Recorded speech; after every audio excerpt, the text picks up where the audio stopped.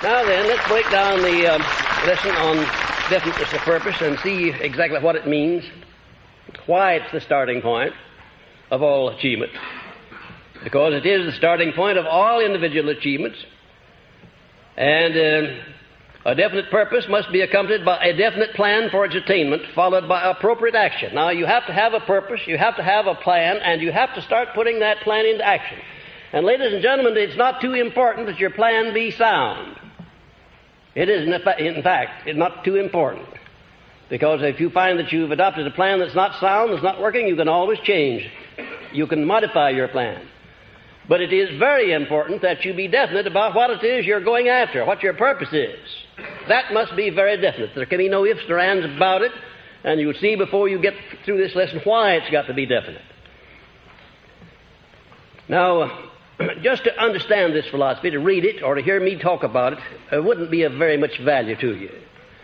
The value will come when you begin to form your own patterns out of this philosophy and put it into work in your daily lives, in your business, in your professions, or in your jobs, or in your human relations.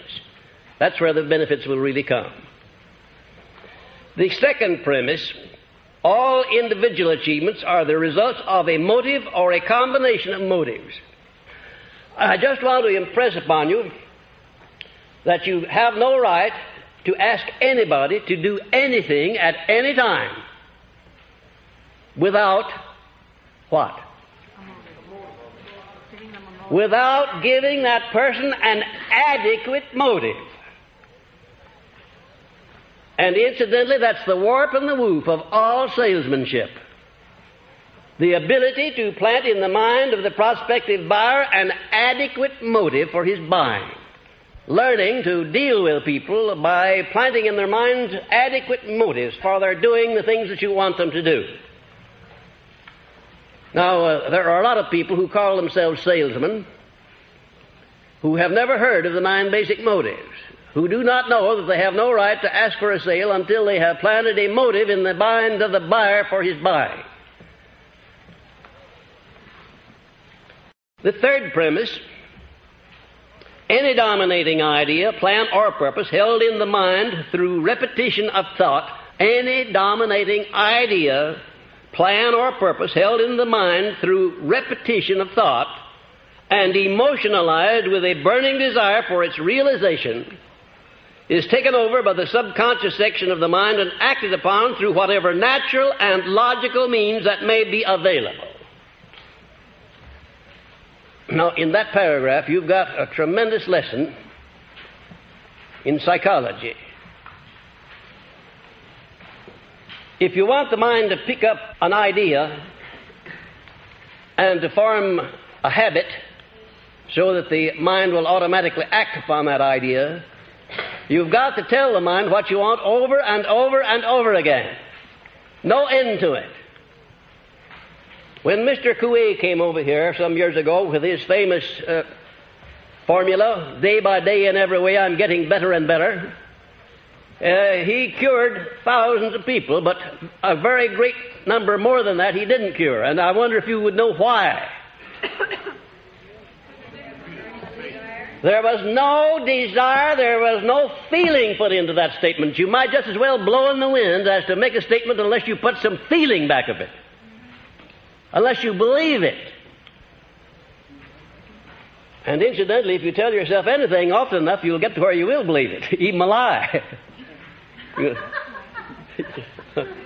is funny, isn't it? But it happens to be true. You know, there are people who tell little white lies, and sometimes they're not so white at that, until they get to where they believe them themselves.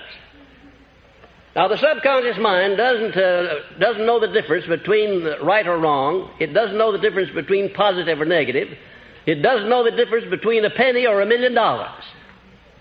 It doesn't know the difference between success and failure. It'll accept any statement that you keep repeating to it by thoughts or by words or by any other means.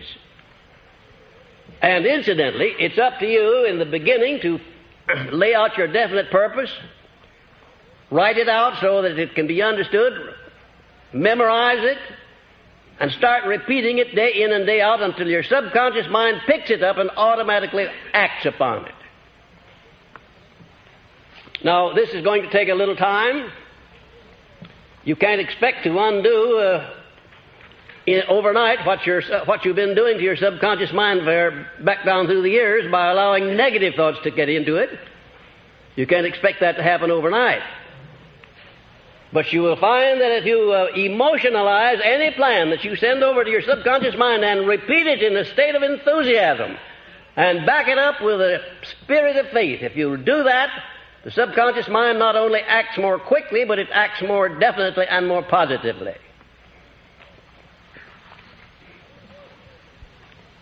And the fourth premise, any dominating desire, plan, or purpose which is backed by that state of mind known as faith is taken over by the subconscious section of the mind and acted upon immediately. That state of mind, ladies and gentlemen, is the only state of mind that will produce immediate action through the subconscious mind. And when I say faith, I don't have reference to wishing or hoping or mildly believing. I don't have reference to any of those things. I have reference to a state of mind wherein whatever it is that you're going to do, you can see it already in a finished act before you even begin it. Now that's pretty positive, isn't it?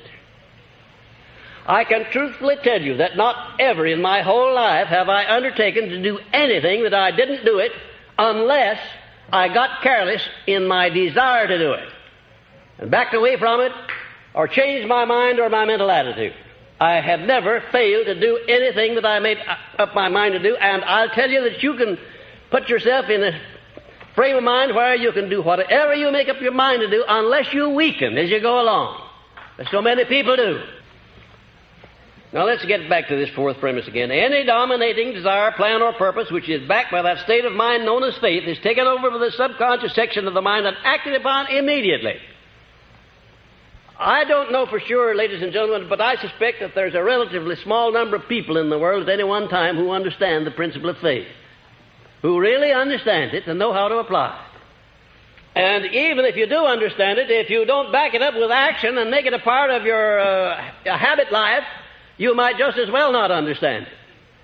Because faith without deeds is dead. Faith without action is dead. Faith without absolute positive belief is dead. I don't know how you're going to get any results through believing unless you put some action back of that belief. And incidentally, if you tell your mind often enough that you have faith in anything, the time will come when your subconscious mind will accept that, even if you tell your mind often enough that you have faith in yourself.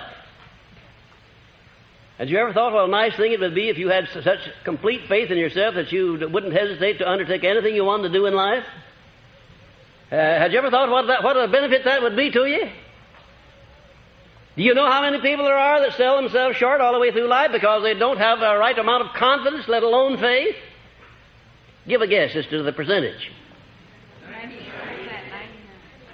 98%. Well, it's somewhere between 98 and 100. The margin who do is so small that I wouldn't begin to guess just exactly what it is.